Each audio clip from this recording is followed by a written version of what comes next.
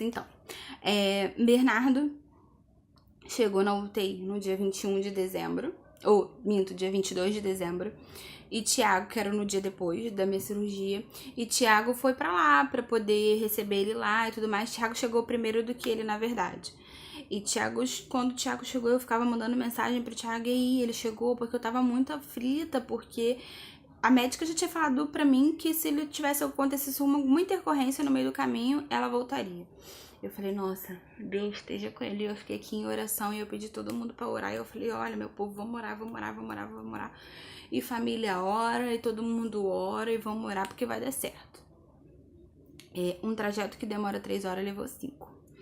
Bernardo chegou lá muito ruim, mas em vista de outras crianças que estavam lá naquela UTI, naquele momento, ele era um dos, vamos botar assim, com menores riscos. Eu não pude ir imediatamente, porque como eu te falei, eu fiz uma cirurgia, além de estar laqueada, essas coisas todas, eu poderia poder ir pra lá mais pra frente, uns 4 ou 5 dias depois. Mesmo assim, não fui 4, 5 dias depois. Eu fui no dia 26 de dezembro, eu passei Natal aqui, e eu ficava ligando de manhã e de noite, de manhã e de noite, de manhã e de noite, pra saber como é que ele tava. Eu sabia que as 48 primeiras horas eram muito cruciais na vida dele. E que se ele conseguisse passar dessas 48 horas, que mais na frente seriam outras batalhas que a gente venceria devagarzinho, arduamente, né? Com todo um processo de uma UTI, de um prematuro. Mas às 48 horas, eu lembro que quando deu 48 horas, eu glorifiquei tanto a Deus, tanto a Deus. Eu falei, gente, é 48 horas, meu filho tá vivo, pra quem ia nascer morto. Glória a Deus por ele. E eu fui dia 26 pra Campos. Nós conseguimos, através de amigos nossos, e hoje se tornaram compadres e vão ser eternamente. Eu digo que Bernardo vive ainda dentro de nós. Então, eternamente compadres. Nós conseguimos uma casa para ficar em Campos, porque, como eu te disse, nós temos esse percurso muito grande, né? Então, a gente conseguiu uma casa para ficar lá. Então, no dia 26 nós fomos para lá e eu fui encontrar o Bernardo.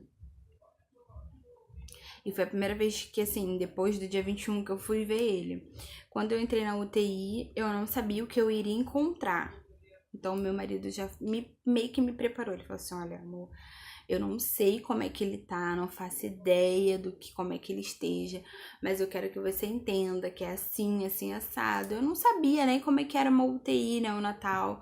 Não fazia ideia do que encontrar lá. Então, quando eu cheguei lá, eu só chorava. Só chorava. Eu só chorava e chorava em cima daquela caixa de acrílico, porque assim, é muito limpa, muito higienizada, tudo muito intocável, sabe? Mas assim, eu podia mexer nele, eu podia tocar nele, ele me ensinou, o Thiago já tinha ido lá, já tinha visto ele. Então o Thiago aprendeu como é que podia mexer e tal, e podia tocar nele, e daí eu toquei nele, e aí a médica veio, conversou com a gente, falou pra gente que tinha feito cariótipos, que era esse exame, né, que daria se tinha alguma síndrome ou alguma outra coisa, e que eles estavam fazendo outros exames, e que a princípio o Bernardo estava estável dentro do quadro clínico dele. Você vai ver que no momento desse vídeo eu vou falar muito dessa palavra estável, porque era o tempo inteiro que eles me falavam, e é o que eu vou passar pra vocês. E Bernardo estava estável dentro do quadro clínico dele. Eu não sabia o quanto dói, o quanto é dolorido ser mãe de UTI. A gente conversa pelo olhar. Eu não sei se você já foi mãe de UTI, mas se você foi, você vai me entender que a gente olha uma para as outras e a gente não precisa falar nada, porque existe sentimento dentro do olho, existe palavras dentro do olho. Então, eu olhava para aquelas mulheres com máscara, toquinha, e eu também, com máscara, toquinha, com o próprio no pé, cheia de álcool em gel na mão.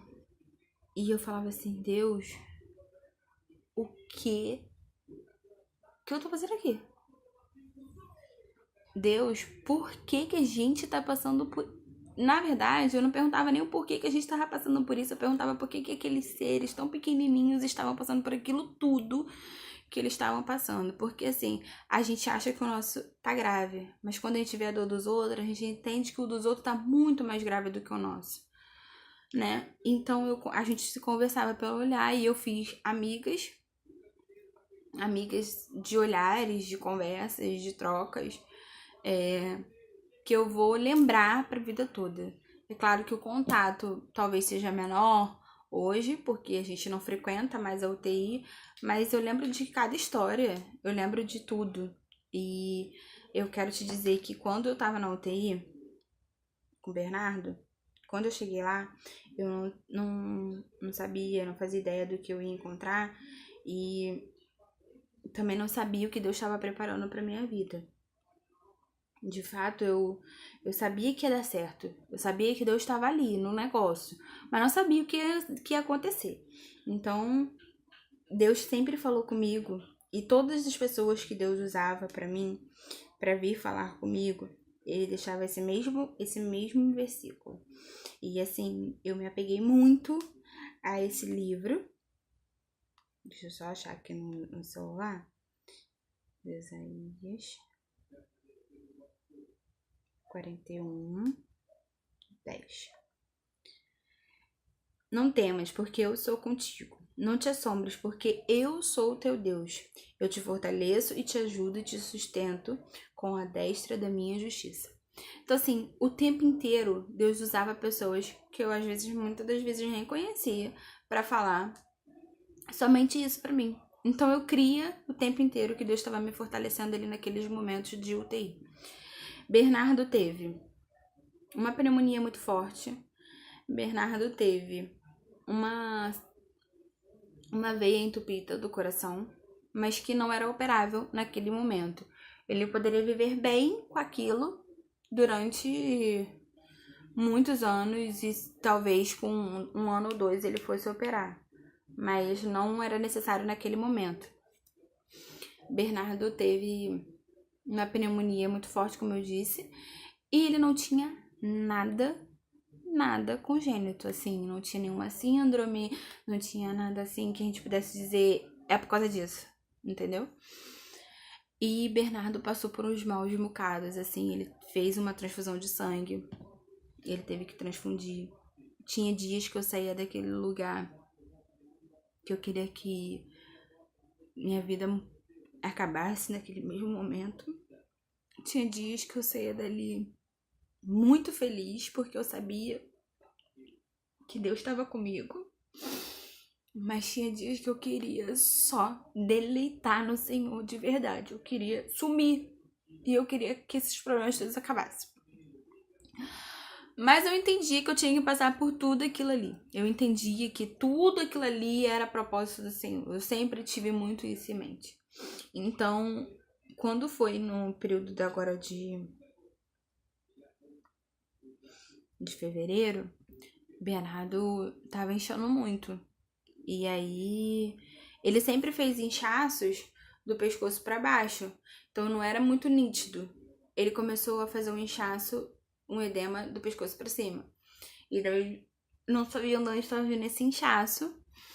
E aí descobriram que ele tinha feito um quadro de síndrome da veia cava. O que seria síndrome da veia cava? Nada mais é do que a trombose. Portanto, que na certidão de óbito dele vem falando sobre uma das causas da morte é a trombose. Nesse período da trombose, eu já tava aqui um namá de volta. Eu quis fazer... Tá, aqui não, né? A gente não quer, a gente faz. Comecei a fazer um quadro de depressão. E num sábado, o Thiago foi me buscar. E desse sábado pra até a morte dele demorou 2 semanas. No sábado, o Thiago foi me buscar. Eu falei, não quero mais ficar aqui, eu não aguento mais isso, eu não aguento. Já não tava querendo mais comer, já não tava querendo mais fazer nada. Eu tava pirando de vez, literalmente. A minha filha tava com a gente lá. A gente passou ano novo em Campos. A gente se mudou para aquele lugar. A gente não conhecia ninguém, a gente não sabia quem era. Deus usou pessoas até a gente. Deus fez conhecer pessoas maravilhosas. Fez eu conhecer mulheres de oração que dobravam o joelho junto comigo. Aí segunda-feira, para orar pela vida do Bernardo. Então, Deus tinha me colocado no lugar certo para trabalhar na minha vida. Deus tinha começado a operar milagres ali. Meu marido foi lá me buscar num sábado, falou: vamos embora que eu não quero ver você doente e você precisa estar bem para poder passar coisas boas para ele, porque senão não vai dar certo. Eu falei: não vai dar certo mesmo. Eu não tava bem, não tava mesmo. Eu tava longe de tudo e de todos, mas ao mesmo tempo eu queria estar perto dele. Então era um sentimento, um misto de sentimentos.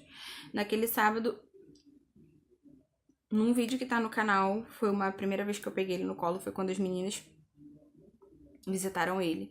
Então, aí as enfermeiras deixaram eu pegar ele no colo. Todo dia eu pedia, todo dia.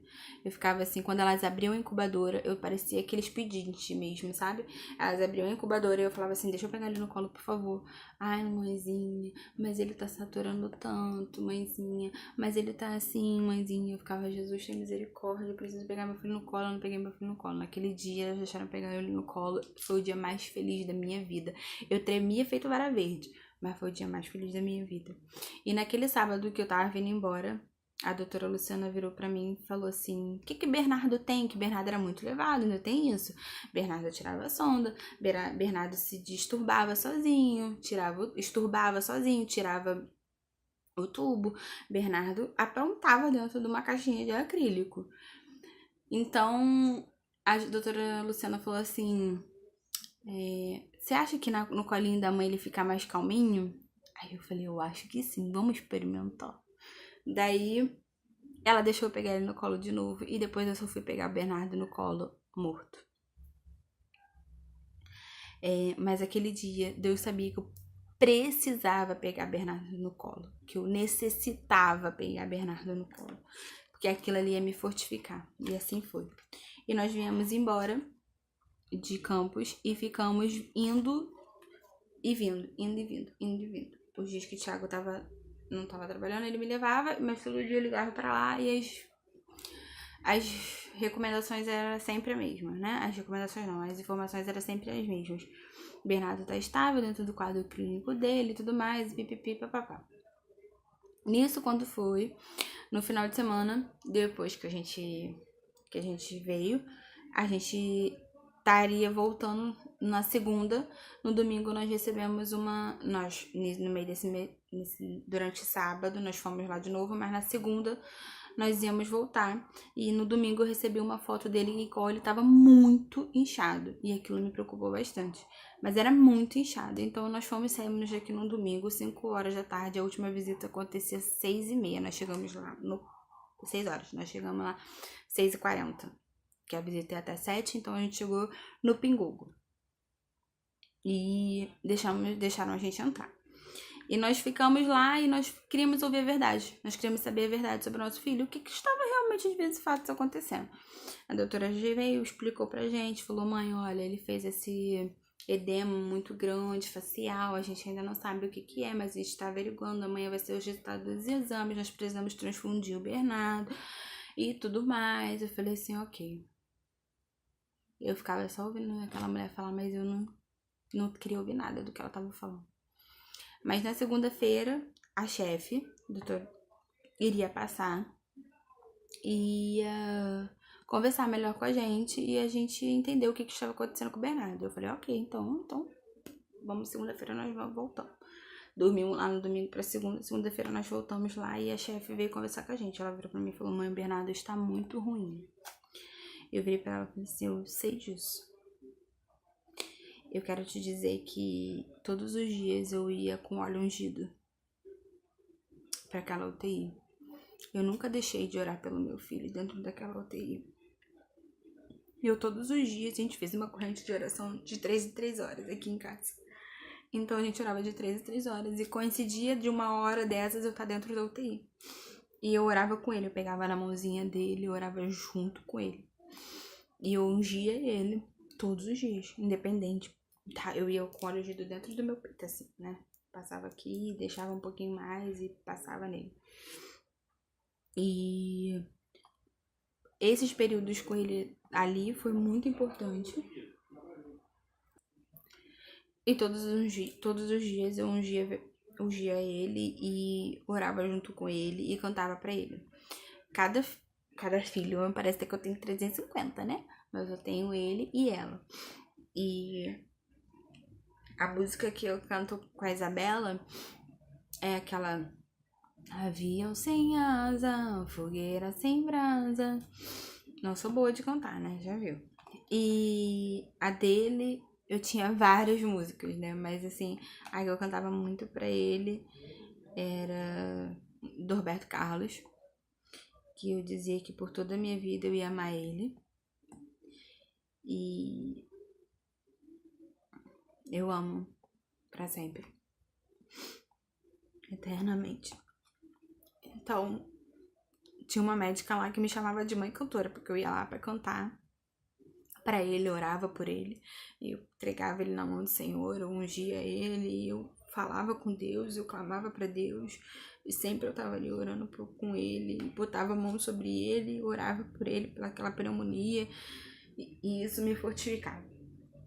Naquele dia que a doutora Luciana falou pra mim que o estado dele era muito grave e que ele era um bebê propício à morte, eu entendi que Deus estava me preparando para levar o Bernardo. E eu vou, no próximo vídeo, eu vou falar sobre esse período dessa semana até a morte do Bernardo, como é que foi tudo.